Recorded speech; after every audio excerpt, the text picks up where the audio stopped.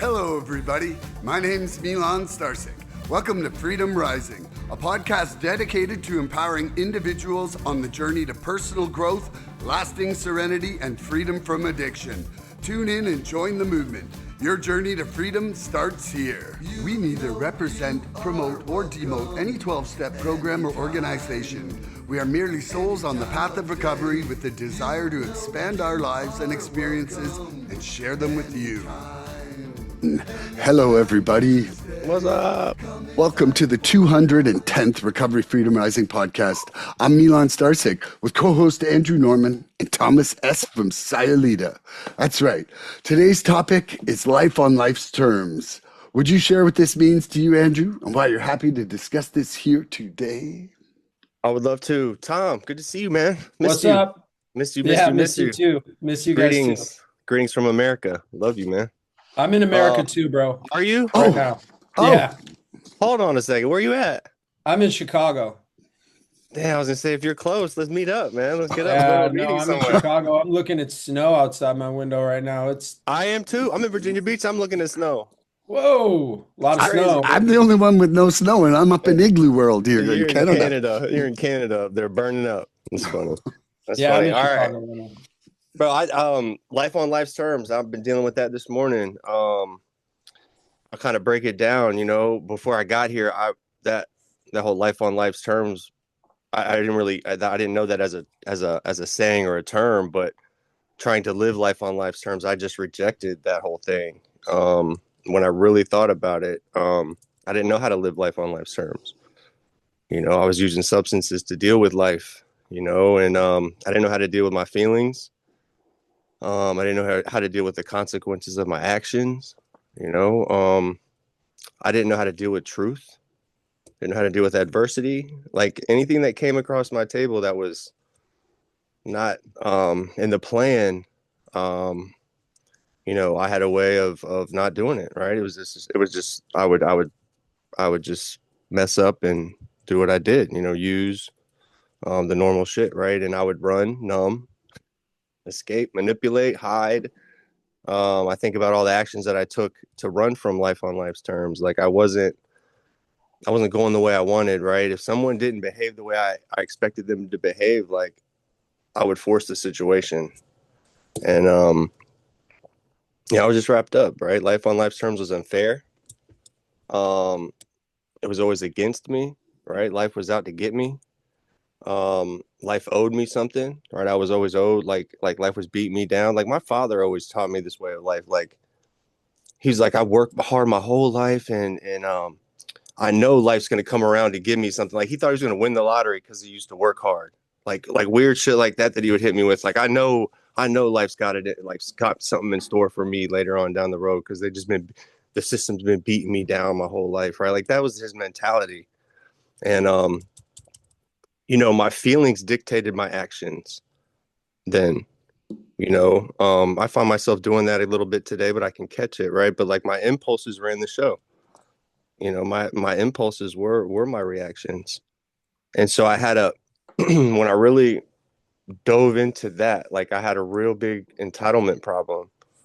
I had a real problem with entitlement. And I didn't know it at the time. Right. But I expected like life would just work out eventually. But that's not the case, right? As I come into recovery, life is not on my terms, right? It's not like my expectations don't have to be met all the time, right? Like this thing is not on my timeline. It's not about me anymore. It's not about my fears, right? Life on life's terms for me, like it's not a theoretical thing, right? For me, as I started breaking it down, it's not like philosophical, right? Like it's real. It's real. Life on life terms. You got to be able to live life on life's terms, right? And so that's a necessary thing that we do here. And because we've been dictating the show for so long, right? We got to give it up, man. We gotta let go, surrender, and take some actions towards being a normal person. And so that kind of breaks it open for me, right? Like I got to be able to take life as it comes, because I've been able to work some steps, right? Have that spiritual awakening, get a God in my life, and I understand it's not about me anymore. The more it's not about me, the better off I am. And we talk a lot about that, and there's really no like definition to why that works. It just works. And I'm gonna run with that, right? Like I'm just gonna continue to lean into that because it's kept me clean for 4 years, right? Like why wouldn't I? So, pass that to you, Tom. Love you, man. Missed you. Missed you. Missed you. Missed you. I missed you guys too. What was the question? Life What on is life's life on? terms. What What does is that it? mean What to does you? it mean What to does me? that mean to you, and why were you happy to pick the topic for today? Oh, bros, I have uh so I've been going through it. I've been going through it since we last spoke. And I know we kind of toyed around with the idea of connecting a couple months ago when I was like, or a month and a half ago when I was really going through it, when I was in the middle of it. But what my life has dictated to me and why I'm in Chicago now for the fifth time in the last 6 weeks is because my mother died. She had a routine heart procedure to fix an irregular heartbeat, and I don't know. I guess the doctor fucked up. That's what it looks like to me, and that's a whole nother thing I'm trying to unpack. And is it I'm worth so looking sorry. into I'm that so sorry, more? man. Yeah. I don't know what happened, but it was super unexpected and super jarring. And I got a call on a Friday that there were complications, and I flew back the next morning and I went in and saw her in the ER, in the cardiac ER. She was there for about 4 days. And we tried everything. We threw the fucking kitchen sink at her, man. All these doctors. There were so many machines in this woman's hospital room. It was crazy. I've never seen anything like it. Um, Seeing her, she was in like excruciating pain for the first night that I saw her. And then after that, she was, intubated and out and pretty much. So I flew back, my family flew back, everybody was around. I got to hold her hand when she passed. I got to say all the things I wanted to say to her. My dad was there, my brother was there, her brothers and sisters were there, my wife was there, my kids saw her a little bit. They weren't like supposed to be in that room, but we snuck them into the ER for a minute. Um, so that was heavy duty, but that's also a normal part of life if we're lucky, right? If we're lucky, and if we're lucky, our children get to be there when we pass, right? If we're lucky, we get to be there with our parents and have a good relationship with them and tell them the things that we want to tell them and do that. The circumstances around it were not ideal, but probably they rarely are. So I did that. And since then, um, I've been, you know, doing things in regards to her passing. Um, the other kicker here is my father is 93 years old and she was his full-time caretaker. So um, now we're left with how do we help him as best we can? Um, what does he want? What does he need? He's 93 and old and not very mobile and needs full-time around the clock assistance. Uh, he has moderate dementia, so his memory is not good. His short-term memory mostly. It's not at the point where he forgets who I am or anything, although the nurse we have here just told me yesterday she asked him where he was living. Is he in Chicago? Is he living in California again? It's just one of those things, like watching the memory go and watching dementia happen over the past, I don't know, 5 or 7 years maybe. It's fascinating. Fortunately for him, he's not like an angry guy, and it's not, it doesn't seem necessarily hard for him. I mean, it's annoying probably. He asks a lot of the same questions, and I think sometimes he knows he's asking the same question over and over. But he doesn't, it doesn't make him mad. He's not like a, he doesn't have a bad attitude about it, which is lovely. But so I'm here. I got here yesterday. Um I was supposed to fly in the day before, but I had a sick child at home who's dealing with some asthma stuff, so I wanted to make sure he was all set before I came here. Um, and that's what life is right now. Um, you know, that I am forced into a place of dealing with life on life's terms. And that's why I picked this topic. Um, because it isn't what I would draw up. It isn't what I would write for myself if I were writing my story. This isn't what I want to be doing, right? I would much rather be doing other things. I would much rather still have my mom. Um, but that's not the case. It is what it is, and I'm left with the decision of what can I do, right? What can I do, and um, how can I walk through it? How do I want to walk through it? And I'll tell you, this experience has really been eye-opening. And I'll tell you that it hasn't been all bad. We hear a lot of times in recovery rooms that we can do hard things. We can walk through hard things. And this is a fucking hard thing. There's all sorts of feelings. There's the feeling of grief.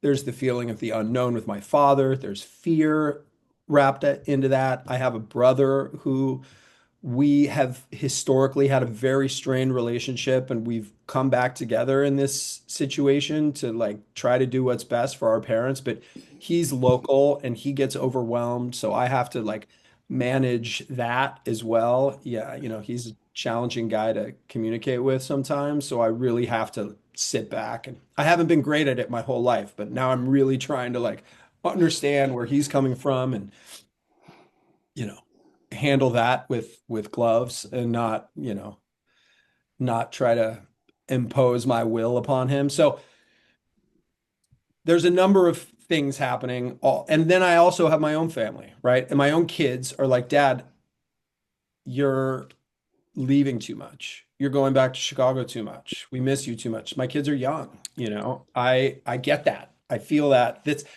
I know that there are many families out there who operate differently, and a father who works and is gone all week or whatever. We're not that way. We've never been that way. I've always been very, I think if it's easier if like your family has adjusted to that than immediately being thrown into it. And it's affecting my kids, and they're sad and they're bummed, and they don't, I mean, they understand why I'm doing this and all that stuff, and they support me, and they love my dad, all that stuff. So, uh, that's challenging. That's another layer of it that I'm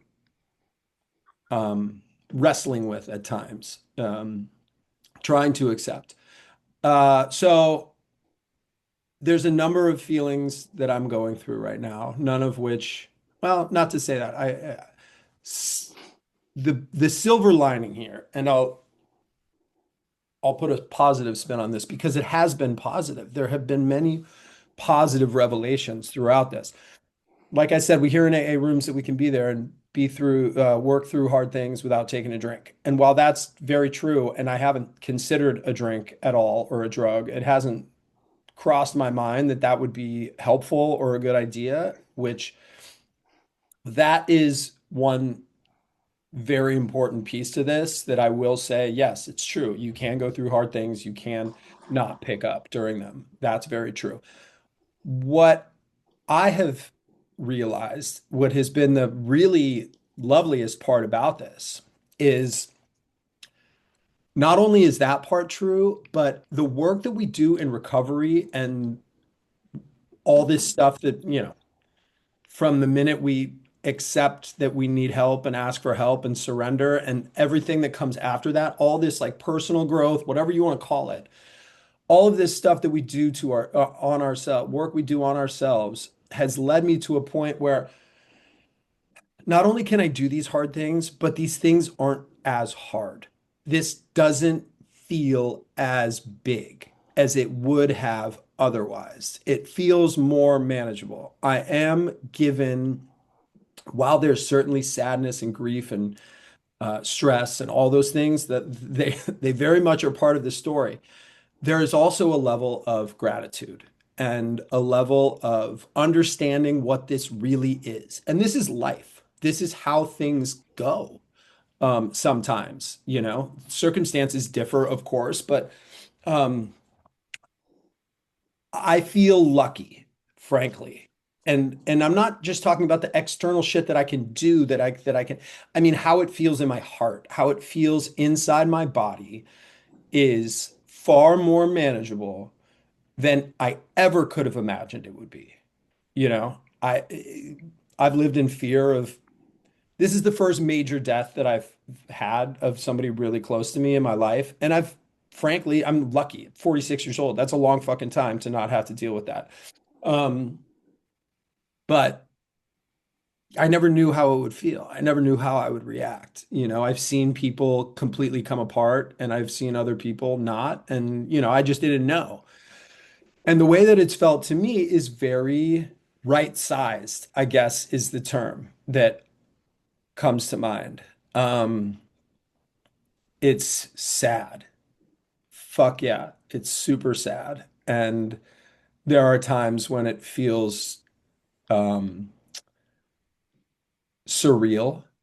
There are times when I like can't fucking believe this happened, or is happening or whatever. Like, what? How did this fucking so fast? Everything flipped. But I also feel really grateful that I did have what I had with my mom and my dad. So effectively, when my mom died, I lost both my parents because my dad is not in a parenting role in any stretch of the imagination. It's more like a child. I'm here, I help take care for him. My mom was kind of, we realized after she died, kind of propping him up, taking the lead in conversations and doing everything for him and all those things. So like when you would call, you would talk to her and he would be there like providing color and support in the background, but he wasn't leading the show, by any stretch of the imagination. So now it's like, all right, well now I don't have anyone to call, right? That like emotional safety net that if we're lucky we have with a parent, even when we're adults, has been has evaporated overnight. And that provides its own feelings and its own um, revelations, one of which is that's okay. I'm an adult. I can do this. I can be okay. I can be okay without my mom. I can be okay without whatever that role filled in my life. I've been lucky enough, and thank God I came into recovery when I did, right? Because it's taken me a long time to get to a point where I feel comfortable in myself, in who I am, in my capabilities, in my, ability to father, ability to be a husband, those things like I don't do them well all the time, that's for sure, but I can. I have the fucking tools and I have the understanding on how to do these things without help. Um, so I've been sharing about this in meetings a lot, probably to a point where some people are like, yeah, we get it, man. Your mom fucking died. Like, but the reason that I share about it is because of this, is because it has been a decent experience. It hasn't been all bad. There is good in this, which is if you told me this was going to happen 3 months ago and this would be my reaction, I would say, what are you fucking talking about? How that doesn't make sense, but it really is kind of cool to realize that bad things can happen and I'm going to be okay. that I think is the most surprising and like empowering part about it, is that I've been like, and that has been the prevailing feeling throughout all of this. Not the grief, not the sadness. Like those things are there, but they do not overshadow the fact that like the the good and the solid and the we will walk through this. That feeling has overridden those feelings of sadness, which is really fascinating. And, just is a testament to, You're clean. You're not recovery fucked up. Yeah. recovery programs and uh the life that we're trying to live, and the fact that we do all this stuff and we can become right-sized. We realize that it's not all about us. It's not all about them. It's not, there's a bigger picture here, and we're just walking through it as best we can day by day. And that's what I really want to do, man. That's who I want to be. That's that humility we talked about before. If I can live in that spot, I can be all right. And I'm all right. I'm all right today. And that feels fucking good to know that. So anyway, bro, I rambled on forever, but that's what's been up. You know what, Mm, though, Tom, first of all, I want to say my deepest condolences. You brought a yeah. tear to my eye there. And, we've got three parents here who live on this property with us. Two have had strokes and one has cancer. Like I'm floating in the ether before what you just went through. Right. And there's been days where we've taken someone to a hospital, like right when we were in Sayulita last time, where we thought he was going to die on the way to the hospital. Like, you know, uh, but I gotta say though, like, man, you gotta recognize the amazing blessing that everybody got to come and say goodbye. Like that closure in itself is such a blessing for your whole family, you For know? sure. For sure. And the uh, life and death are two things that prove to us that life's not on our terms. You know, like I mean, the number of people I know who've gotten pregnant unintentionally, and the number of people I know who have randomly died. You know, I lost my best friend on January 1st, 2020. He got a fentanyl hot shot in his cocaine and died. Boom, gone. You know, 29 years old. Just that Mm. was the end of his life. And what I learned at that point, very much like you're saying it was the first major loss you had. I was good at I was good at my existence. My happiness level was tolerable in my life, but I had no grieving skills. I literally had to learn how to grieve through the process of him. I went to grieving counseling with his mom. I didn't know how to let that shit go. It went on and on for months for me, you know, and it was like I literally had to learn how to grieve. Like, and it is a skill, no matter what anybody says, and it's not something I want to get great at. But I'm really grateful that I had that experience to learn, you know, like, and my biggest thing for me was actually grief journaling. That was like, you know, to anybody out there who's had lost somebody that they really love and just, you know, has some unresolved stuff, is that to me was the most amazing thing for me for letting go. And I know that kind of side topic a bit, but I think it's important because I do think that I do think what Tom was talking about is something that all of us are going to have to face at some time, you know, and life For on life. life and life on life's terms. Like, you know, for me, I've had pneumonia the last 3 weeks, and through that process of pneumonia, you know, I've been unbelievably exhausted. I've had unbelievable, like, I have such gratitude right now every day for drawing air. like take away your breath, and I guarantee it's one of the first things you think of, like, and there was nights where I was not getting enough oxygen before they diagnosed it and got me on the drugs. And, and the one thing though is that even through that sickness, like, first of all, substance was never came up as a solution. It wasn't like, oh, I'm going to get fucked up and get rid of this pneumonia. That wasn't that would. But the thing was, is that even lying in bed sick and borderline depressed, I still felt joy in my days. I was still able to manifest a level of gratitude inside those days. And before coming into this program and really working on things like surrender and learning to love more completely, I was the victim. I was the prince of a pity party. Like, I would have just been like, welcome to the Milan pneumonia pity party. I can't wait for you all to say how sorry you are to me. Like, and it's not about that now. Like, it's about actually understanding that I am part of life and not the focus of all life, and just being able to let that control go. Life on life's terms, I feel like really kind of relates a lot to step 1 and step 3 here. That powerlessness inside the program for us, like that step 1, admitting we're powerless and that our lives have become unmanageable. And I had this thought yesterday when I was thinking about this podcast today, is that I now have the power inside me to surrender some of my shortcomings, but also my addiction.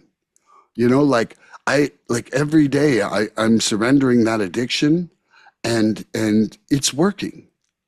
Does that now mean that I by default have some power over my addiction or alcohol? That's a question that will be interesting if we could explore that at some point in today. And I'm going to leave that there, and I'm going to let Andrew start the questions. And I love you guys, and my heart's with you, Tom. And, I believe that right now you're being given the greatest opportunity for service you may have inside your family, you know, and I don't envy that opportunity, but it's there, and it could be recognized as, a lesson and a blessing, or you could fight life on life's terms, right? And it seems like you've got a pretty remarkable attitude because of this program, if I have to say so myself. I love you. I agree, man. I agree, and I just want to piggyback on what he just said, man. You brought me to tears, Tom. Seeing how you're approaching this, is really just as admirable, man. And you just gave me a lot of hope and strength today, man. I've been talking with JJ a little bit. I know you've been going through it. I know when she passed, I didn't know that the circumstances behind it. So, I just want to give you my condolences and my prayers and thoughts, bro. Really, really with you hard, man. Like, thank you, for coming in here and talking about it, man. It really Thanks. makes me emotional, man. And it shows me, like, it never ceases to amaze me as I stay clean and I stay connected to people that my new connections, you guys, this is such a beautiful program, man, because, like, it shows me that's one of the most things that I am so scared of, losing my mother, and just knowing I can do that, right, and come on here like you just did, right? It shows me that I can do that. I don't have to be scared, right? Like, things are gonna happen, and thank you. I just want to say thank you, and I love you, man. I love you a lot. Love you Um, too, man.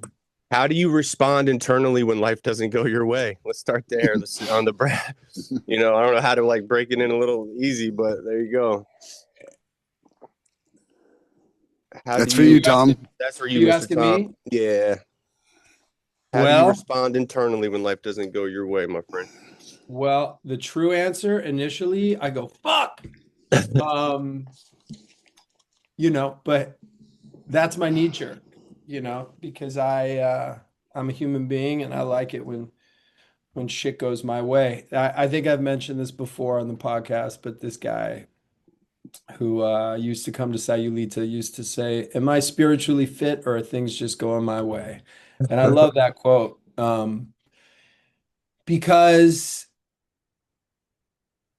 things can feel easy. Life can feel easy, and I can assume that I've got it all figured out. You know what I mean? Oh, I feel pretty good. I felt pretty good for a while now. I must be dialed in. When in reality, I've just been on a roll, through no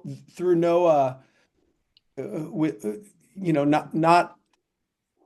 not because of anything I've done, just shit's just lining up for me for whatever reason. And then something doesn't happen and I'm brought back to reality. And I was recently listening to this book on tape, and I'll plug it here. It's called Living from a Place of Surrender. It's a Oh great wow. book about surrender and what it means and Do the you know the fact, author's name? Yeah, Just to who? plug.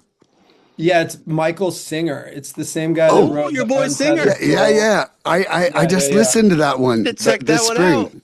Yeah, he wrote a book called The Surrender Experiment that I Yeah. didn't listen to, but this is the follow-up, and it's Mm. and it he the audio book, it's like a bunch of lectures. It's him Yeah. talking. It's Yeah. not a book. He's not reading a book, but it's Mm.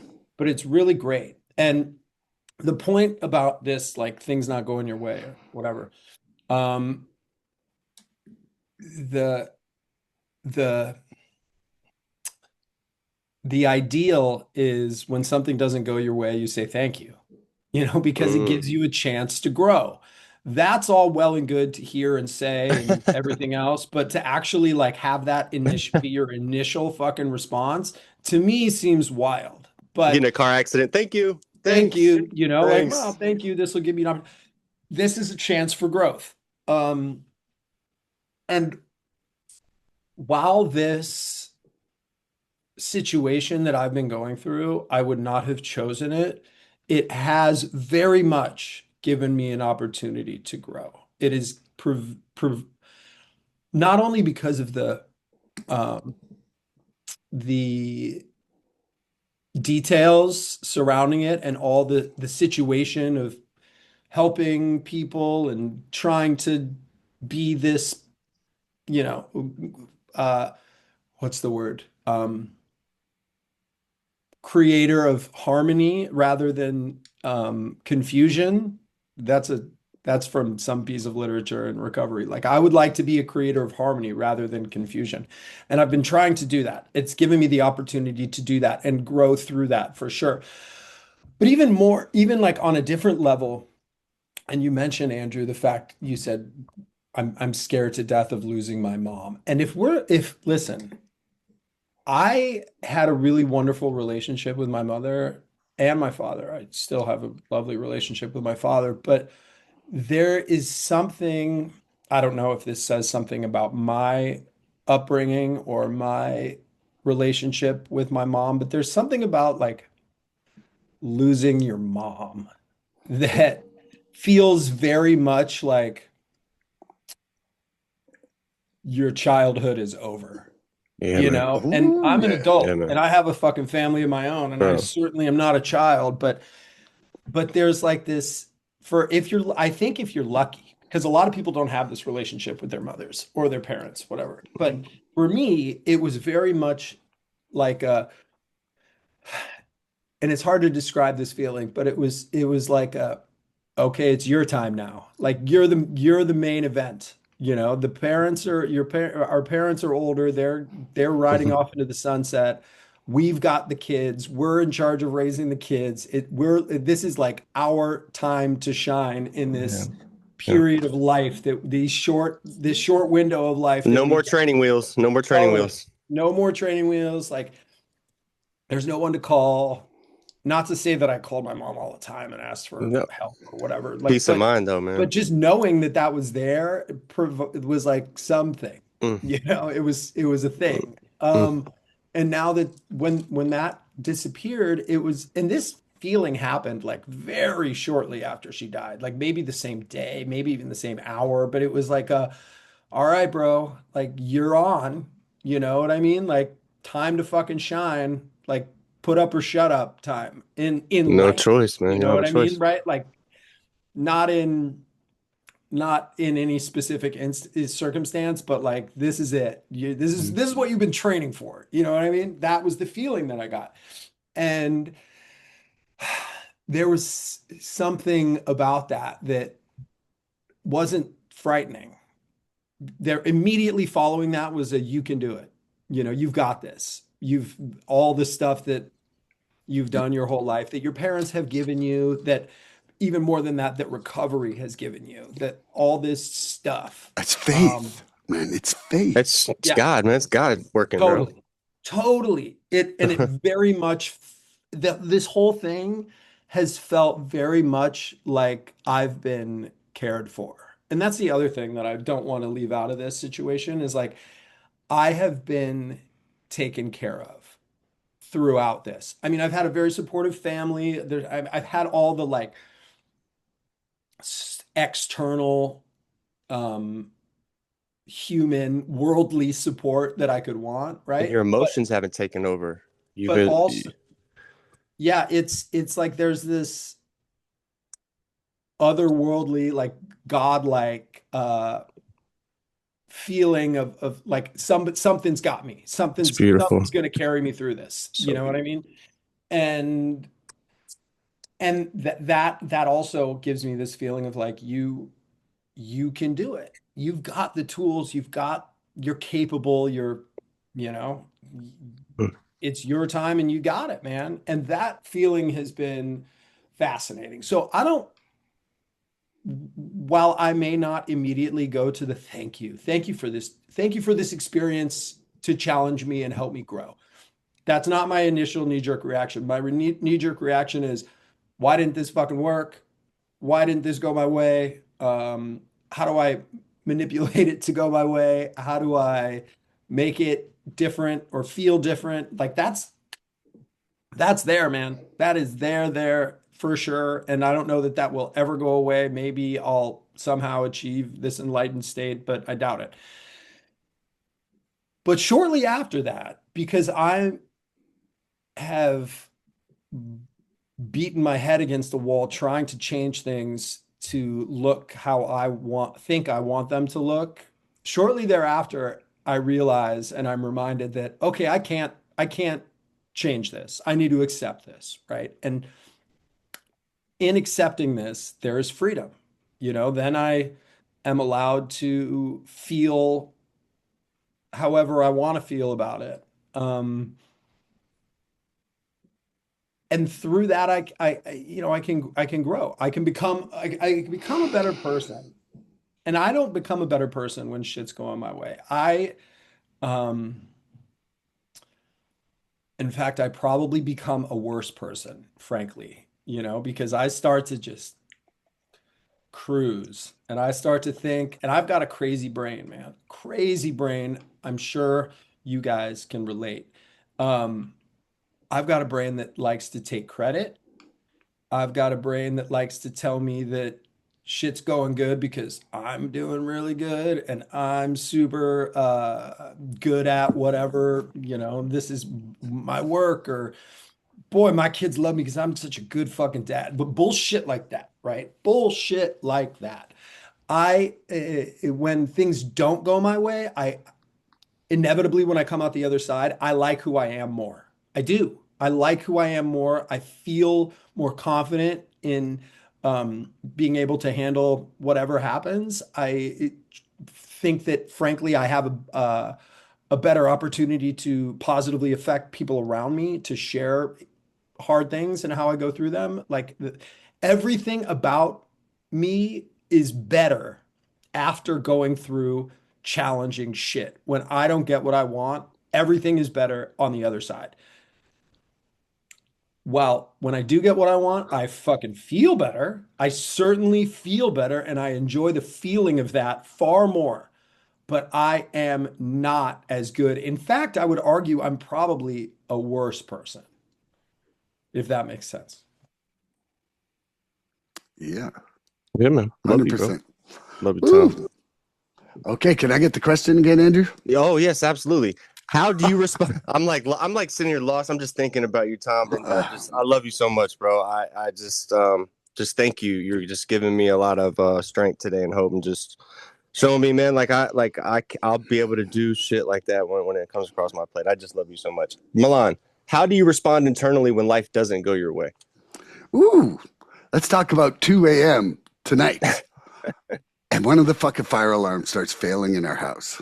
Ooh. And it's the contest of wills between Michelle and I of who can ignore this fucking thing the longest. And now, but couple that to 2 tiny dogs that were trapped inside with a malfunctioning fire alarm 2 weeks ago, who are traumatized by the slightest chirp of this thing. So we got like one dog like shaking over here, freaking out, like, and then the other one, and I'm just like, you gonna get that? You're gonna get that?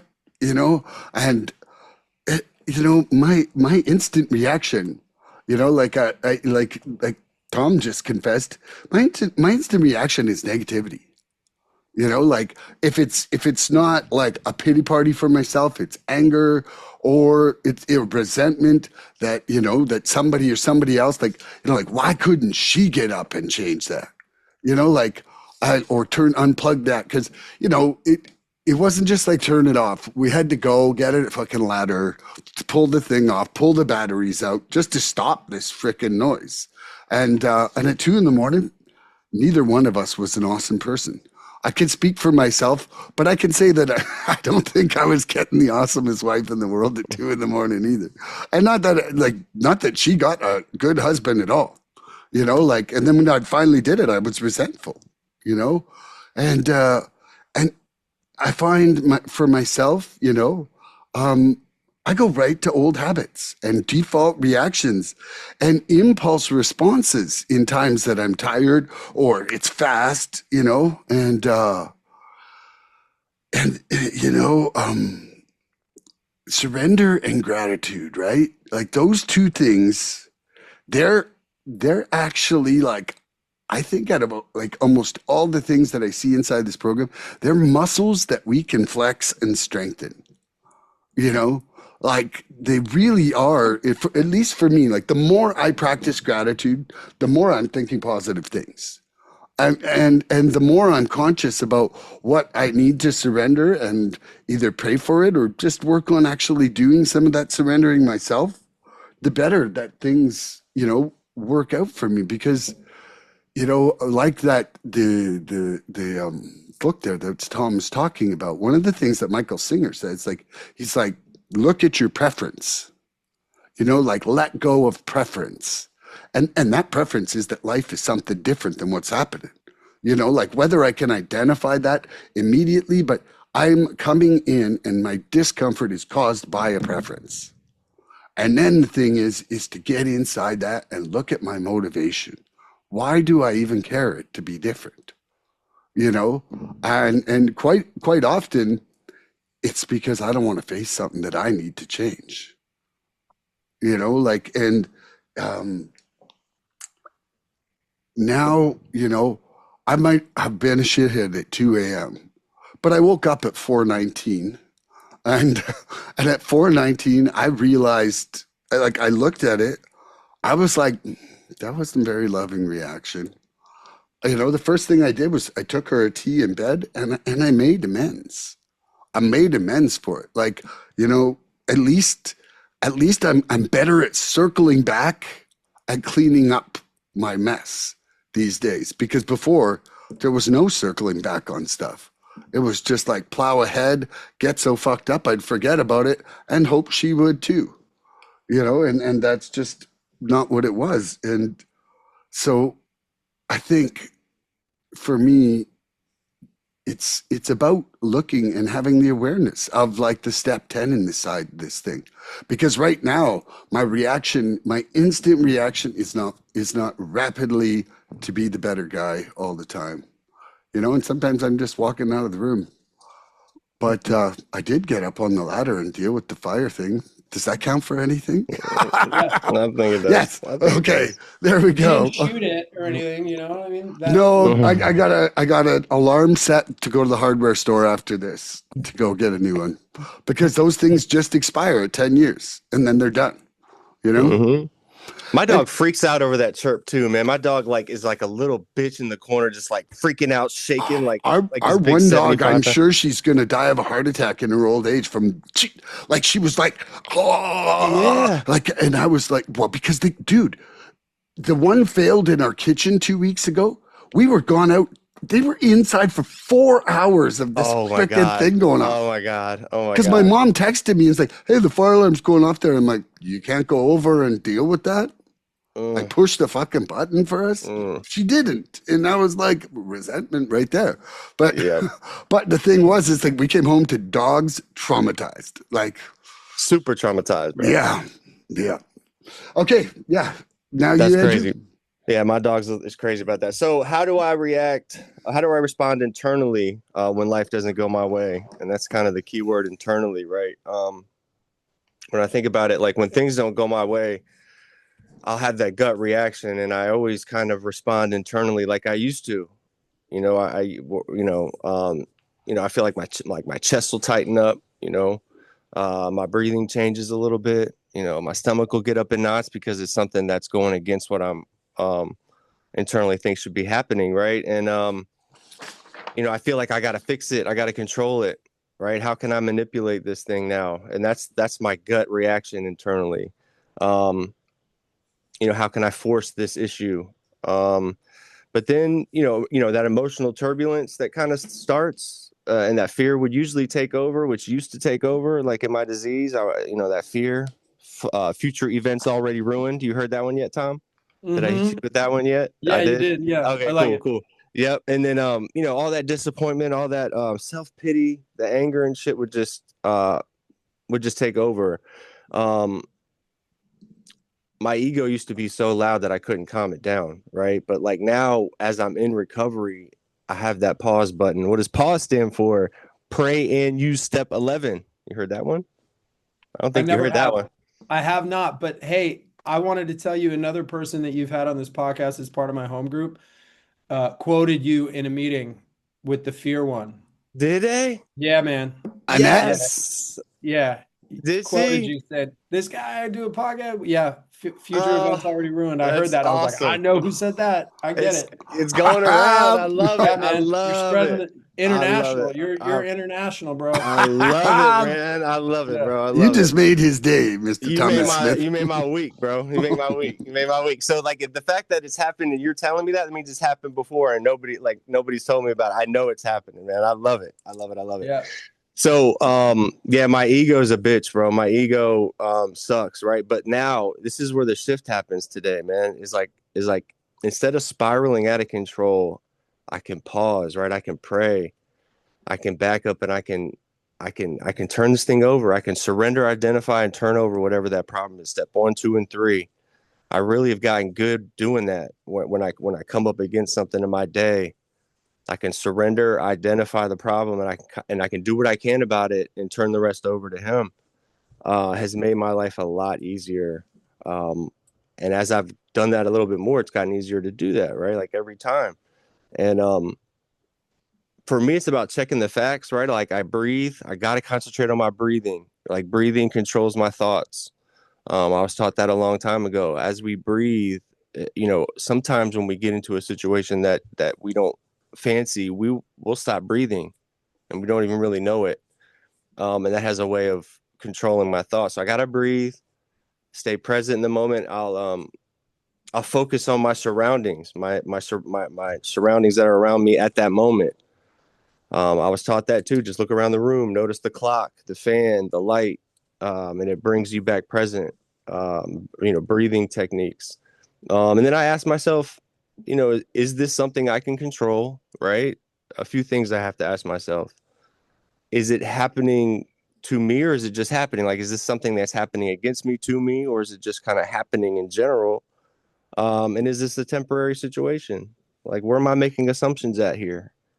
And then I have to really tap into him. Like, what does he want from me in this situation? Like, I've always got to put in the terms of like his will, right? And as long as I can be in his will, like I'm gonna be all right. Like I'm gonna be all right. And you touched on that whole thing, like Tom, like imagine if you were in your disease and all this was going on, bro. You would be A dumpster fire. You know what I mean? Totally. If you like, you would not be able to handle this. We would not like. I can't even think like to think about that vacuum. It pains me. Like you, this would not be happening for you productively. This would not be a productive thing for you, Tom, if you Well, were out. I'll interject here because I talked to a guy about this recently at a meeting. A guy who shared with me, he's like, when my dad died, I was in my active addiction and everything felt, he's like, looking back on it now, everything felt so over dramatic and oh my gosh and oh look at what's happening to Pity me and party. like You know, this it like totally outsized, you know. Yes, it's sad. Yes, all those fucking things are very valid, but first of all, it's not happening to you. You know what I mean? exactly. Um, Second of all, when we're in a good place, I believe we see things as they are, you know, and have a rational response to them. And that conversation with this guy made me even more grateful, you know, because it doesn't feel like that. And part of me my whole life thought it would, you know what I mean? Probably because I'm so used to being a maniac and being outsized and, you know, overreacting and all those things. Probably that's why. But yeah, to your point there, it gave me another level of gratitude for how it has been actually. That's beautiful. That's beautiful. So that's where I'm kind of able to like redirect myself into spiritual principles, right? I've worked these steps. I'm learning to live by these spiritual principles today, right? Not just talk about them. So when I consciously choose those principles, right? When I actively choose to take the spiritual principle route, in that moment, instead of letting my emotion lead, like the choice, that's one of the strongest tools that I've been given in this recovery process, is being able to choose that higher path every time, if I can, if it's possible, right?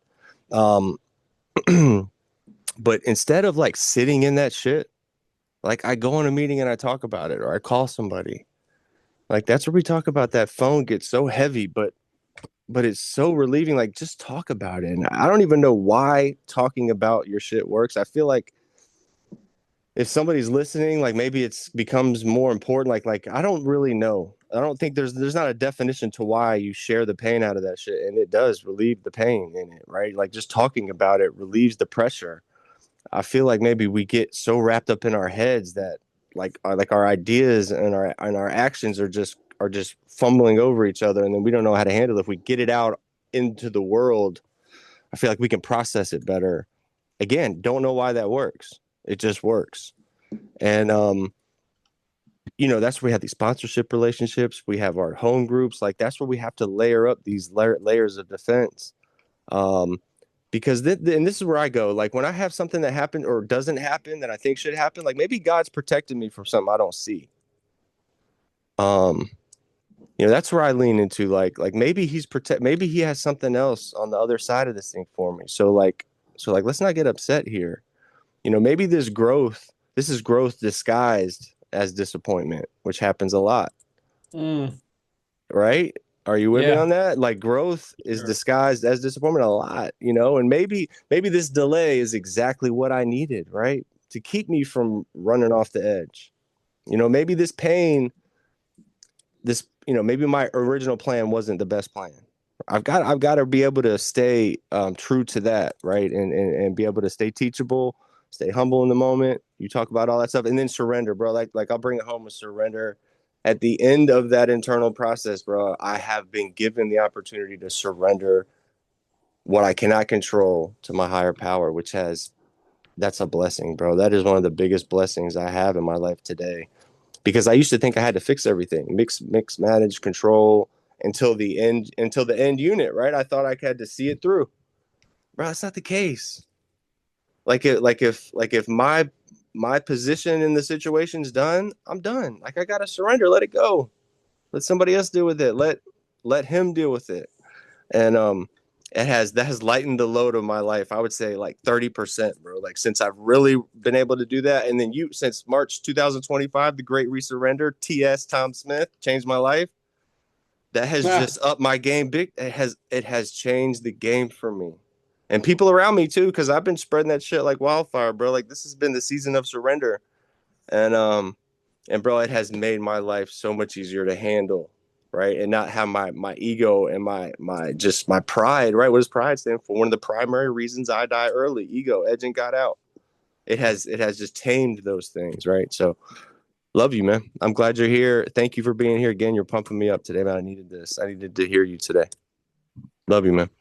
I'm glad to be here. You got a question for me, Tommy S? I do. How can I accept the parts of life I can't control while still taking responsibility for the things I can change? So pretty much, Ooh. how do I navigate between the serenity prayer? Accept the things I cannot change, courage to change the things I can. How do I know what's what and how do I do it? So one of the things that that's part of my gratitude prayer every morning is it's not all of it, but three of the things I think is for discernment. And discernment, strength, and perseverance, and like I used to have the serenity prayer backwards, where I thought if I had acceptance, I was going to have serenity. And so, what I try to do now, and is it is about achieving serenity through my actions, through my lifestyle, through what I'm doing, and then that sets me up to be in a state of mind where I can make a better choice with that discernment, that wisdom to know the difference, right? And I'm not saying that I'm wise. What I'm saying is that I'm making infinitely better decisions than I did 26 months ago. Um, and a big part of that, like for me, it's about sleeping right.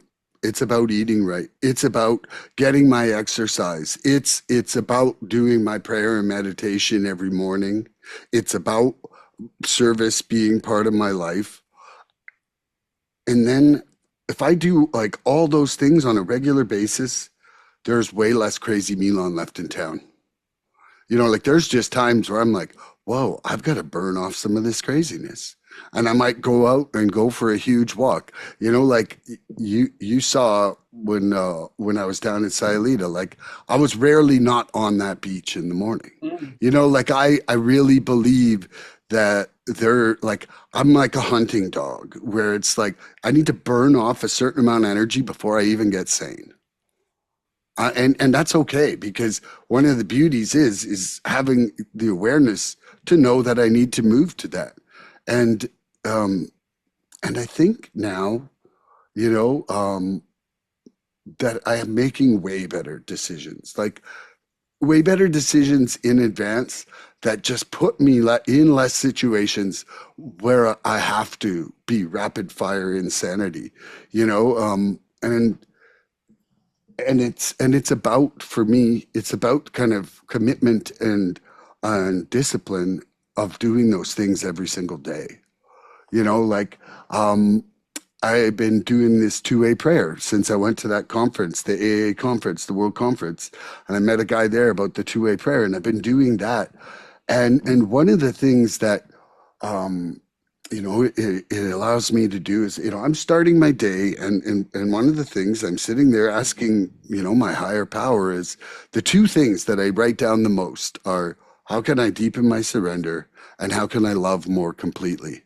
And when I'm holding up what I'm going to do against, like the honest, pure, unselfish, and loving. Those are the four absolutes that you hold up what you end up writing down against to see which could possibly be from your higher power or what's from you, right? And so before I do this morning's, I read yesterday's and I think about my day and I'm like, where did I where was my wins and where was my losses? It's almost like a step 10 in relation to that. But the thing about it is that after a while, I got this little fucking parrot that's like, keep no record of wrongs, sitting on my shoulder, telling me, when when I'm not acting loving in a situation. And and I just think that that discernment, much like surrender and learning to love, discernment is a muscle that we can flex.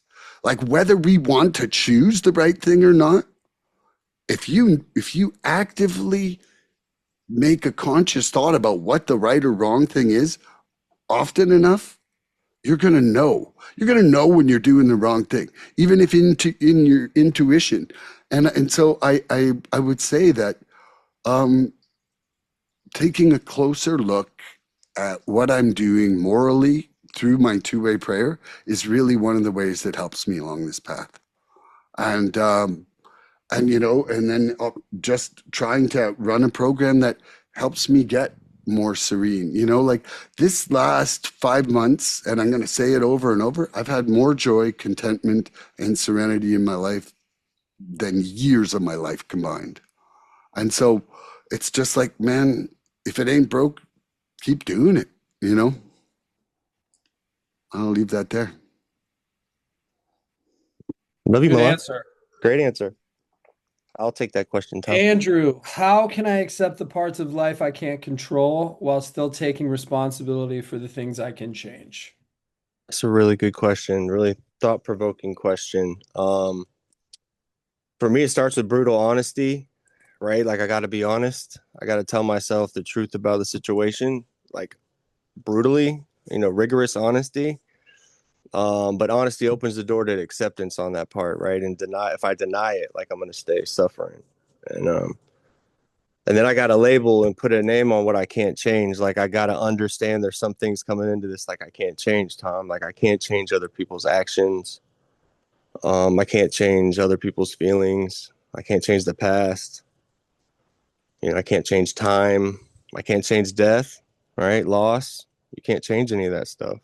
Consequences, delays. Like I can't change any of that. And once I label what I can't change, I can meet myself. I can meet that situation, face up, right? And this is where it's really cool. Like, and with your situation specifically, Tom, like we talked about what's giving you that strength to just like, now you're getting put in the game, right? Like you're not on the bench anymore, right? The training wheels are off, but then there's this calm strength that comes over you. Like when like you're in the game now, right? Like you are the starting point guard of your life, right? Like when you get put in the game, even though it's scary, you've almost been preparing for this your whole life. And what happens is like acceptance. It's acceptance in that moment, which is what gives you that strength to be okay with it, right? And God, like your higher power, whoever you call it, right, is giving you that acceptance, right? Acceptance isn't passive. Like acceptance is like recognizing reality so that like I can respond with clarity and not emotion. Like I cannot respond with my emotions, right? Your emotions aren't getting the best of you, Tom. Right? Your program, your God, like your higher power is coming into play and just going like, hey, this is what it is right now. Like we accept we're gonna move forward. We gotta accept the situation as it is, man. It makes you strong in the moment, acceptance of all the parts of the situation. It's beautiful, man. It's a beautiful thing to watch you talk about it and do it like in real time, man. It's beautiful. It gives me strength, man. And like today I can separate like responsibility and control. I guess what I mean by that is, and that's huge. That was huge for me. Um, like in a way, and I'll try to put it in words. Like I'm responsible for my recovery, but I don't control the outcomes. Right? Like I am responsible for my recovery, but things are going to happen. Um, I'm responsible for my reactions to these things, like not the circumstances themselves. I'm responsible for the actions. I have to understand my part, and that's what recovery has taught me. Y'all have taught me, as long as I own my part, right? As long as I come face up and own my part and keep my side of the street clean, like it's gonna work out the way it should. And I have to, and then I have to be proud of myself when I grow too in these situations. Like when I grow through these situations, I have to be able to be proud of myself for taking and doing the right thing, and then do it the next time, you know? But that's recovery for me, right? I have a choice today, Tom. Your boy JJ says this all the time. As long as I don't use, I can continue to have that choice. My new layer on it, and I was talking with him the other night, it's my new DOC. What's my new DOC? Drug of choice. That's my new DOC. Choices. You got all kinds of choices, man. As long as I don't pick up, I can continue to keep my new DOC, those choices, right? If I pick up, I don't have choices. My choices are absolutely gone. And so I take responsibility, for responsibility is about what I choose, and control is about the outcome, right? Like I can't control it anymore today, or I try not to. Um, and accepting like whatever that present moment is without judgment and without keeping those records of wrongs like Milan talks about is tough. But acceptance, to layer back onto that, acceptance is what gives me that emotional stillness in the moment, right? And then that stillness will give me clarity, right? And that's where you're at with it right now, right? And then that clarity gives you direction. You know, you have to do what you got to do, man, because you have to maintain your family, and you got to keep going, right? The last thing your mom or anybody in this world would want you to do is to pick up and start going back to that old way of life, which we're addicts, bro. We're addicts. It's what we do is we pick up. So it's a beautiful thing to watch you come in here as a man growing in your life, and bro, like it's just amazing, man. It's amazing. It just and look, it's not loud. This whole thing isn't loud either. Like, you showing strength here, it's not like you're shouting it from a mountaintop, bro. You're just here going through it, talking about it, and just really, really helping me out while you're doing it, and not even really know you're not doing it on purpose. It's just what you're doing. So thank you. Love you again, man. I'll pass that to you, Milan. No, Tom No, asks himself now. That's right. That's right. myself, the question. So how do I differentiate between things I can change, things I have a responsibility to change, and shit that I have no control over and need to accept? And everything you guys said is right on. And if I can um, remain sober and connected, then those answers come far more easily than they have in the past. The one thing that I would add to what you guys said is the importance of connection with other alcoholics and sharing our experiences and sharing the things that we're going through, whether it be formally with a sponsor. And Andrew, you've mentioned JJ a bunch. You guys turned me on to, man. He's been the man. That guy's great. And I love the shit out of Love that JJ. dude. Woo! I've really enjoyed the time that I've shared with him. I just had a long talk with him last night. He's a real solid dude. Um, so talking through things with a sponsor is very important, because if you're like me, you have a brain that tells you shit that isn't true. And not only that, but I can co-sign just about anything. I will twist and turn and eventually come to a point where I just am certain that what I am saying or doing or thinking is right on. And or it's acceptable. Even if it's not right on, it's acceptable. It's all right. It's all right.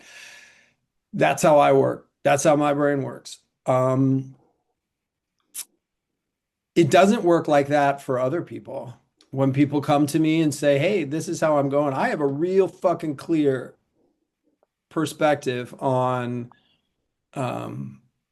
what advice is, on what I can say to this person that probably is a pretty good perspective on the current situation that they're asking me about. Far better than the perspective I have on my own situations. So when I go to somebody who I trust, who understands me, who probably has the same thing that we all do, um, then I'm definitely guaranteed to get a better perspective on it than the one that I have myself. So whether it's a sponsor or whether it's informal, just shooting the shit with another buddy and, "Hey man, this is how I'm feeling about this." It's like, "Oh, I don't know. Maybe you should look at it from this perspective." You know? Um, that's how I know. That's how I am either assured that my line of thinking is on the right track, or maybe I need to consider a different perspective and a different viewpoint in whatever I'm going through. Because no matter how well I am, I'm still me, and I still like have my own best interests at heart, oftentimes. So it helps to broaden that perspective. And the best way that I've found to broaden that perspective is bouncing it off somebody else. Um, you got to choose who you bounce it off of, right? And fortunately, if we're doing this deal and we're walking the walk, as they say, we're surrounded by people that are capable and very happy and willing to sit and hear what's going on and provide their feedback. We're lucky. We have this fucking community that's massive, and we have unlimited options of good, um, trustworthy, solid folks, men for us mostly is what I would recommend because their perspective is similar to ours. But that's not to say women can't, do the same thing. I have a female sponsor right now. Yeah, great. I mean, if that works for you, that works for you, and whatever. I personally have found it um, freeing and really a lovely experience to be honest and open with another man because historically for me, that has been a major challenge. This like machismo. I need to show this guy that I'm fucking tougher than they are. Whatever that bullshit that I have presented my whole life.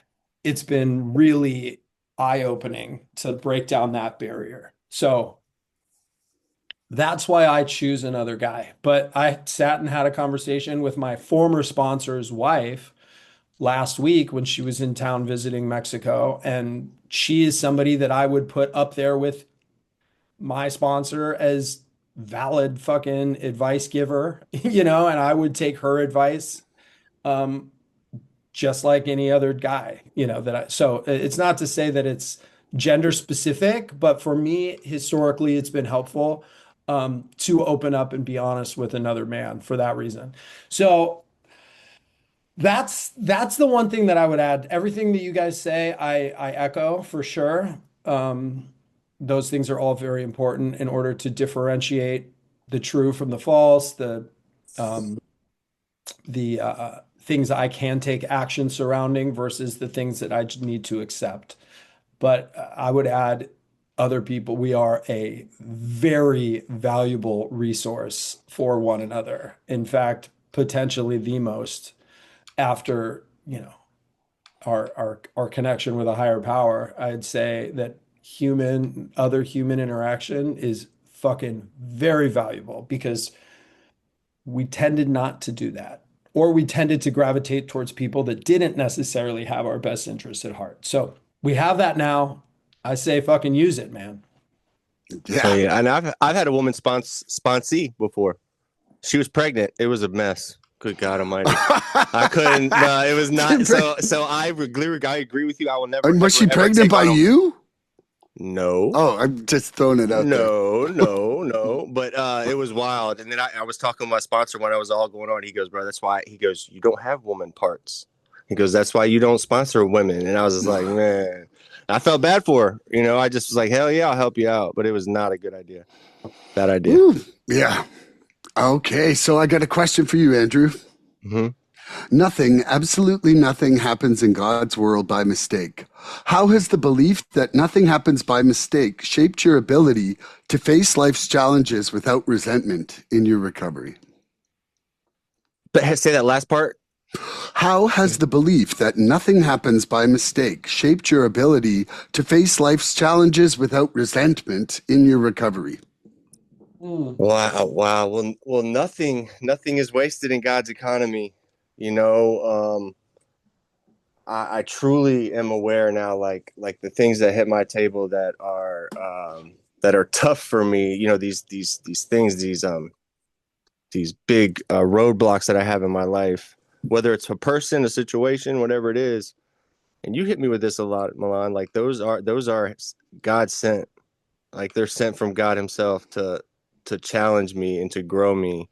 Um, and so even though it's really really hard to focus on that notion, I really do lean into it at the end of the day. I fuck man, like being able to be clean and like deal with these emotions and deal with these situations and have to train my mind to be stronger than those emotions has been an amazing transformation for me. Because like if I allow my mind to not do that and to run my body, right, like my emotions are going to take over and I'm fucked. Like I'm done.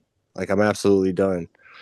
And so it's about relieving my self-centeredness, which is at the core of my disease. I read that in my literature.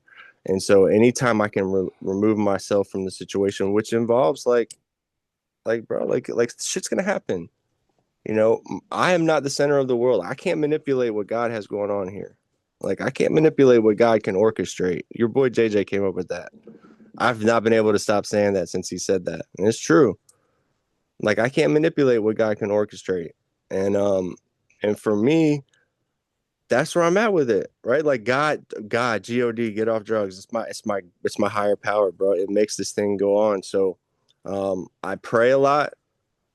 When I pray, it makes me okay. Like I sometimes I gotta restart my day. Hit that serenity prayer. That was a great question you had last night. Like I love that question based on the serenity prayer. I can restart my day at any time, with that serenity prayer. So I don't need to ramble on about it. That was my answer. I love you. That was a great question.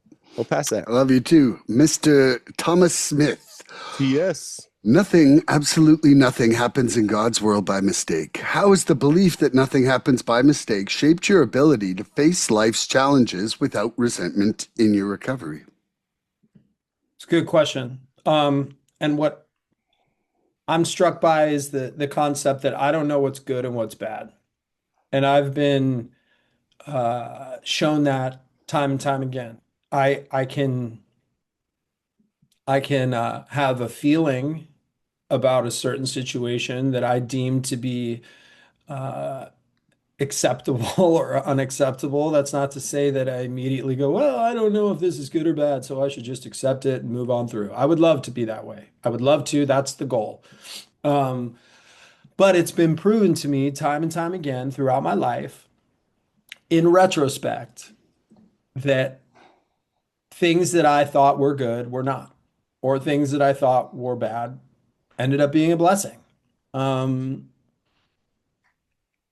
and while I don't remember that immediately always, I am brought back to that time and time again that I don't know. I am just this puny little human operating on what I think I like and what I think I don't like, when in reality, just don't fucking know, man.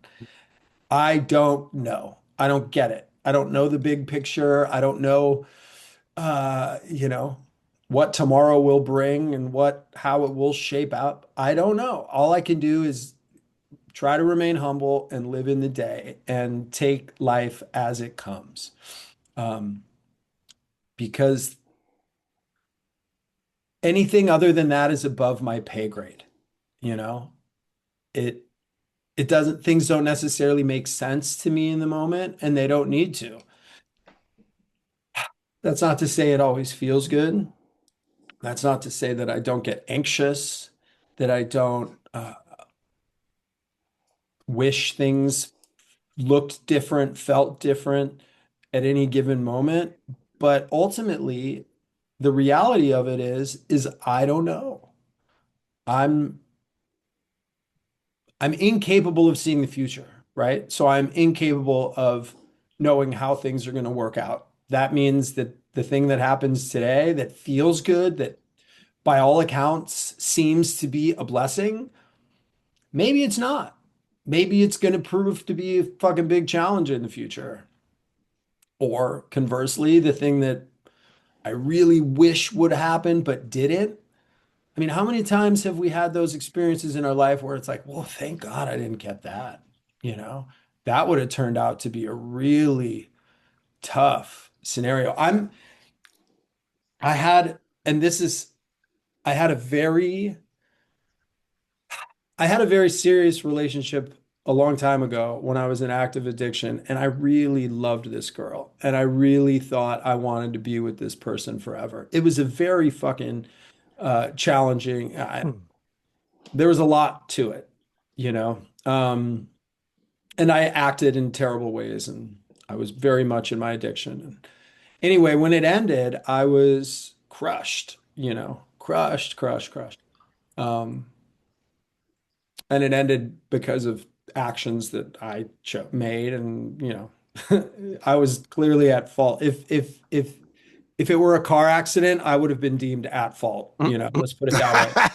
Um, so in retrospect, you know, evaluating that situation from where I am now, you know, that was a very toxic, especially for drug use, drinking, you know, they didn't do drugs, but there was a lot of drinking in that scene and her family, and It's a drug.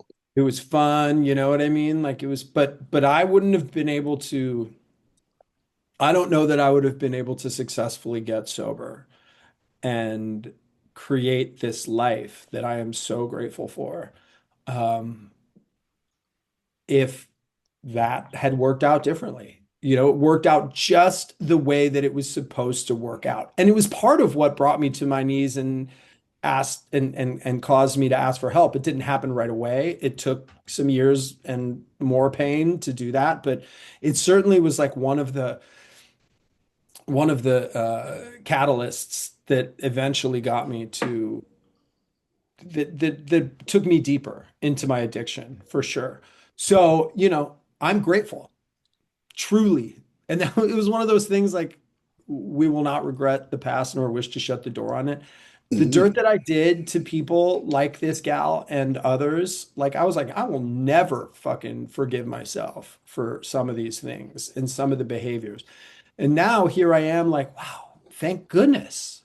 Thank goodness that I didn't marry that person or that I didn't have kids with that person. And that would have caused all this other, you know, when that was what I wanted more than anything, you know, but fuck, thank God that didn't work out the way that I hoped it did at the time, because who knows where I would be or what I wouldn't be where I am now. That's for sure. There'd be something else.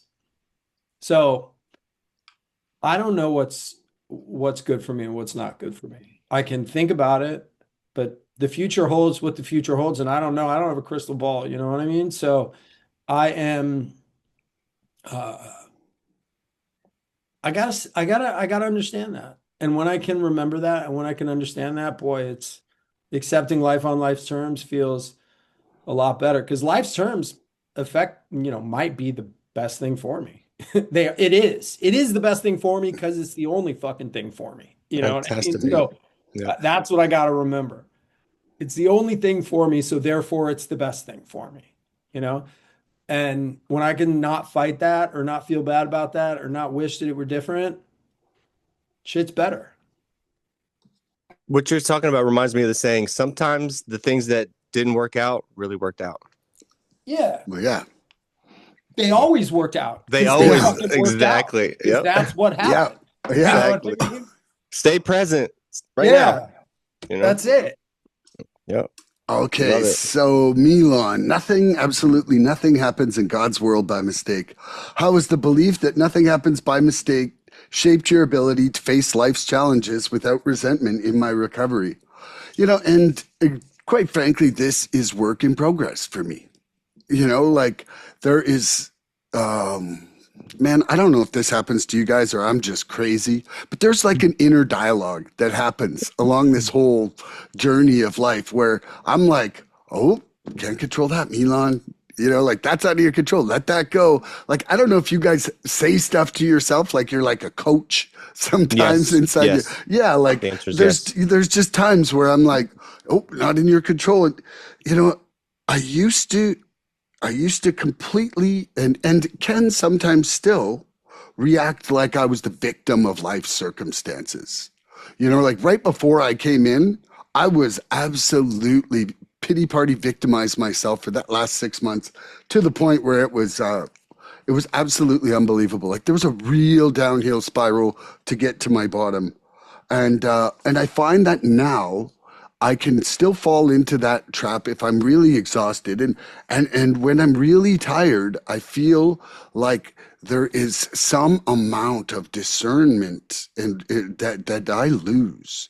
You know, like where I'm just not able to see. Like if I'm well rested and like entering into a day with an average energy level, doing my program, I can completely see things that I can, like I'm blind to when I'm tired, you know? And so it's like I can build a resentment because I like unconsciously, almost instantly. And that just doesn't happen if I'm in a good place, if I'm centered, if I'm in that serenity place, you know? Like if I'm at a place of peace and contentment and joy, man, I feel like I'm wearing a bulletproof vest at those points. But you know, when I'm not, it's almost like inside my brain, I'm like, here we go. Like I'm like, whoa, here we go. Like and I'm kind of like almost like saying, okay, now this is something that I'm, you know, like I may or may not win. I may or may not be able to win on the love and surrender scale here, but I can recognize that there's a challenge happening, and kind of like I can see it happening in real time sometimes, and still the dick shows up. Like where like I'm like, nope, shouldn't say that. Don't say that, Milan. And then I'm like, said it. Now I'm at the point of amends again, or like whatever I'm circling back to. And so, you know, being able to just see myself as part of it, and on the days that I can, you know, it's coming more and more apparent to me what the right thing is to do. And inside that right thing is to do is, you know, like I was saying in an earlier response, doing that two-way prayer every day is giving me a better template for action. Because most honestly, most challenges that we're going through are a repeated conversion of some other challenge we've had before. Like, you know, somebody's making you angry, somebody's saying something and you're sad, something like something's, you know, you've lost something that you have, or your fear of not getting something that you want. It is a repeated thing, and how I react is the only thing that I have any control over changing. You know, like I really like that you pointed out that, you know, you don't know the outcome, you know, Tom. And because when I was 25, I had a house burned down. I had no insurance. First place I had built, I lost everything. In an hour and 20 minutes, I went from having this brand new cabin on this land that I had cut the trees, milled the wood, built the house for, to not even having a toothbrush. And in retrospect, that was one of the greatest things that happened in my life. It freed me from Ontario, where I was not happy living in Ontario, but the land was there and it was easy. I'm out in BC now. I would never be here if that didn't happen. It showed me that possessions don't define me. And it also showed me that I can restart my life from having nothing. So that fear of having nothing in my life is really diminished. Like I'm enjoying the comfort level I have in my life right now. When I was going to lose my house this spring, that fear was coming back. For sure it was coming back. But the thing is that it wasn't like, oh, I'm going to not be able to have shelter again. That fear wasn't there. Like I know that from going from a van only, I can have shelter and move ahead in life. So my point to all that is that when I navigate these moments successfully with surrender and love, and instead of a resentment, it's building faith inside me. And that faith I didn't have before these challenges. You know, like when you were saying, quite frankly, not getting what you want helps you grow, Tom. That's exactly what I mean. It's like when something happens and we make it through, then there's that faith that builds. And I think that it's showing me over and over that the right direction in my life is for me not to be in control. And as painful as that is for me to let go, even if I can let go of that 15% of the time right now, that's 15 more percent than it was 26 months ago. You know, and maybe I'll gain 1% of that every 10 years. I have no clue, but I do know that it's grown since where I was. And that's a pretty amazing thing for me to be able to recognize. Like I just I I will never sit and just count my losses anymore. Like I have to count my gains and give gratitude for them because I really believe that that gratitude for those things changing in your life is like planting the seeds for them to grow. And it's shown me that this year, you know, like praying for like gratitude for faith that was taking away anxiety this spring was what took away my anxiety. And I firmly believe that. And so, yeah, I really love you guys. I think, it's been amazing. So, Tom, what is your time cutoff here? 15 minutes. Okay. Andrew, you want to ask another question? Of course. I'll put 4 minutes on the clock and then it gives us time for the I question. wanted to say one thing about what you're saying. Like in the moment when your house burned down, your life was ended. Your life was done. I fell over in a state of shock. Like when I saw it burning the bottom of Your the life house, was done. I fell over like I was literally frozen in pain. Yep. And it went from that to being grateful to it. So It's crazy. Crazy. Get you some. Get you some. yeah. All right. Here you go. I'm asking you, Tom, how do you plan to grow going forward when life presents its challenges? Mm. How do you plan to grow going forward when life presents its challenges? How do I plan? How do I want to? So I would love to do all the things that we talked about today, lean into them, you know. I don't know what it means to be successful or unsuccessful when faced with challenges, but I do know that how these things can feel to me is the litmus test that I hold them to, right? Did I do enough externally? That's always debatable. What I know is how I felt through a challenge. And if I felt relatively peaceful, chances are the energy I put out and the people that I affected while going through a challenge that life presented was probably okay. You know, if I felt all right inside, what I was putting out probably was pretty decent as well. When I get all nutted up inside, um, there's a 99.999% chance that I fucked somebody else's day up too, in a big way or a little way or whatever. You know, what I feel inside is what I put outside. Um, so that's how I judge my own spiritual condition. How am I feeling? Like, what is it deep down inside of me? And that's why this experience with my mother has been so uplifting in that regard, because I know that what I've been putting out has been mirroring what I'm feeling on the inside. And I'm not feeling terrible. I'm feeling sad and bummed and a little bit anxious about the future for my father. Um, but I'm also feeling at peace with the reality of it. And I'm accepting that this is life and this is how it goes. And there's a beauty in that. And, you know, hopefully I'm able to show my children that we show up for our people, you know, and they hopefully they'll show up for me. You know what I mean? If I'm lucky, if they're lucky, that's how this thing will go, and that's how this thing gets passed down from our parents to us to our kids. And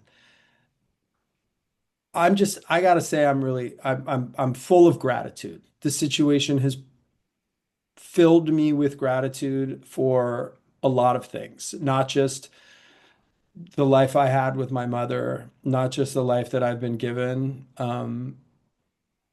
but my ability to have a relationship with my own kids. And it's a beautiful thing, man. This life that we have, it's a beautiful thing, and I'm grateful for it. I'm sad that it's over for my mom and me. We don't have that relationship anymore, but at least in this physical realm. But you know, life is good. Life is beautiful, and that's how my mom lived, and that's how I want to live, you know? Thank you, Tom. You sit up here and you talk about it so strong, man. It just gives me a lot of strength, bro. Thank you. Love you so much. That was a great answer. Milan, you Love you, ready? Tom. I'm ready. How do you plan to grow going forward when life presents its challenges? My good friend Laura, she always says it's the lessons or the blessings. And she's like, and neither one of them is actually bad. And man, that lady practices gratitude in a way that I aspire to. You know, like, I was listening to another book by Luis Ruiz, Mastery of Self, and he talks about how those people that tick you off or like make you the most uncomfortable are your greatest gift in life because they're presenting the greatest chance for you to grow in your life and very much like the lessons inside this, like, man, Tom, nobody wants to lose their mom, but everybody would like to know that they can make it through with the attitude that you're showing here today. That part. And like my greatest reservation coming in this program was I would have to get fucked up when my mom died. And the first week I was in treatment, I've told this story a lot. Shout out to Josh, showed up and his mom had just died of cancer, man. And that helped me dispel that reservation. And I know that today, Tom, somebody out there is going to get some strength and this will help them dispel their reservation on having to go out if their parents pass, like the fact that that was not a solution for you, so for me, I consider myself a seeker. I consider myself a seeker of growth. I consider myself a seeker of knowledge. I consider myself a seeker of love, surrender, and all that. Like I try my best to push myself in a positive direction. That progress, not perfection. I really like how in the 12 by 12, he corrected himself and kind of said progress towards perfection. And it's just that, man, I can progress to being a shithead all day long. And that's not what I want to do. I want to grow and I want to learn from my experiences. And I feel that, the only way that I will is through awareness. And like I said in my last response, man, if I'm doing something 15%, that's 15% more than what it was. Like little small incremental changes to me add up over a lifetime.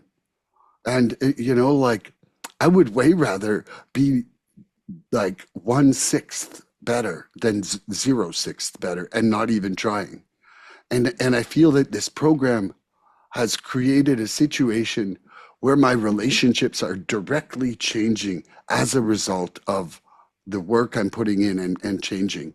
And so, like I would say that if anything, I want my growth to move towards love. And that's it. I love you guys. Growth. God rewards our work. I love you, man. I love you, man. That was a wise answer. What does wise stand for? Walk in spiritual enlightenment. Love you. All right, I'm gonna answer this question. How do I plan to grow going forward when life presents its challenges? Well, if I'm so lucky, I'll be able to do it like Tom is doing it right now, bro. Like I need people like you showing me that you can go through that kind of shit and come up here like a man and just be you, man. And it really, really pumps me up, man. And I love you so much. But so for me, I gotta face reality, not run from it. right? I got to remember that, the easy way out, escaping, like I used to run. I can't do that anymore. I got to let life teach me instead of punish me. I can't be the victim all the time, man. I can't play that game anymore. I got to be able to take feedback. I got to be able to, hear what people are telling me, right? I got to lean into spiritual principles and not my emotional instincts, right? I got to lean into my spiritual principles that I've learned as a result of working the 12 steps of the 12-step fellowship that I attend. Hear what I say. Work the steps of the 12-step fellowship that you attend. It'll get you a lot better off.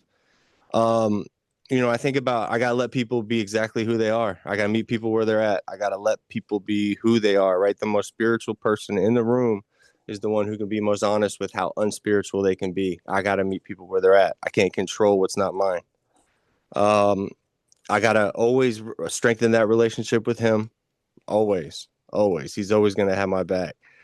Stay teachable no matter what, right? I got to use challenges as something that I can build and grow from, and not as an excuse to run, right? That's where I have to be mentally, is I got to, and this whole, life is so hard. I deserve relief. Nah, life sucks, bro. Life is hard. This man just lost his mother, not to natural causes, right? Like, there's some shit going on, right? And he did not use. Bro, there's nothing that's going to come across my table that is going to be bad enough for I have to use. That man just showed me how in real time. Like, right now, I'm stronger right now than I was when I got here because of that man, right? So bro, I need to always be doing this. Like, I'm never going to have this thing figured out, right? As soon as I have this thing figured out, bro, I'm done. I'm done. So I got to practice emotional sobriety, right? Not avoidance, not emotional avoidance. I gotta practice emotional sobriety. I gotta stay when my feelings, I gotta feel my feelings all the way through to the end, and then know how did I do it, right? And then I gotta learn. If I don't know how, I'm gonna ask somebody. Tom, how'd you stay married for 20 years, man? I don't know how to do I'll it. tell you if I stay married for 20 years. I'm just saying, I'm gonna ask, if I don't know how to do it, I'm gonna ask somebody who's done it, right? Like, I'm gonna ask that person, right? Like, that's how I can do that today, right? Y'all showed me that if somebody is doing something that I want in my life, people love talking about themselves, guys. Ask them; they'll tell you everything about it, right? I avoid my impulses. I've got to avoid my impulse. I got to allow myself to be vulnerable. You know what I mean? I've got to give myself grace, right? I got to give myself the grace that I'm trying to tell everybody else to give to people, right? I got to remember to give myself that same grace, right? That's what you're doing, Tom. You're giving yourself grace. You're understanding, bro. Like, this world is going to be what it is, but how free do you want to be, though? That's what we got to ask ourselves. Free, baby. I want to be fucking free. Woo, free AF, right? We got to be free, right? So I got to keep that side of the street clean, and I plan to do everything with love. I got to show up with love even when it's difficult, bro. Love is the answer. It doesn't lose. It always, always, always wins. It's undefeated. Love does not mean softness. Love does not mean weakness. Love does not mean letting people walk all over you. It means responding from my spirit, not my fear, right? Offering patience instead of judgment, being kind when it's uncomfortable, like all that shit, choosing compassion over reaction. Love is the foundation for long-term recovery for anybody, but for me specifically, and going forward, I want to show up with love even when it's the hardest fucking thing to do in the moment, bro. I'm going to show up. I love you, Tom. Thank you for being here, man. I needed this. I needed that. I love you guys. Anything you want to say at the end here, Tommy? Nah, man, I appreciate you guys. I appreciate you. Love you, Tom. I love you guys, and so grateful to have spent this time together. Hey, let's do a quick serenity prayer here at the end. Let's do it. God, grant us the serenity to accept the things we cannot change, the courage to change the things we can, and the wisdom to know the difference. Just for today. Tune in next episode for more recovery fun. I love you. Hey, Milan. Please help us help others. If you'd like what you've seen here today, please subscribe and share this podcast and help us get to 100 followers. We're looking for interaction with our audience. So please email recoveryfreedomrising@gmail.com or contact Milan South Okanagan Starcic on Facebook with questions, topic suggestions, or just comments. We'd love to hear from you.